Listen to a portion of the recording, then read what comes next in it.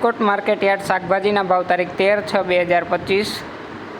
કાચી કેરી 500 થી 640 રૂપિયા, લીંબુ 200 થી 1200 રૂપિયા, તરબૂચ 50 થી 150 રૂપિયા, બટાટા 180 થી 351 રૂપિયા, ડુંગળી સૂકી 10 થી 340 રૂપિયા 100 થી 340 રૂપિયા, ટમેટા 500 થી 700 રૂપિયા, ચૂરણ 1400 થી 2200 રૂપિયા, કોથમરી 800 થી 1000 રૂપિયા, મૂળા 250 થી 350 રૂપિયા, રીંગણા 300 થી 500 રૂપિયા, કોબીજ 140 થી 310 રૂપિયા, ફુલાવર 300 થી 600 રૂપિયા,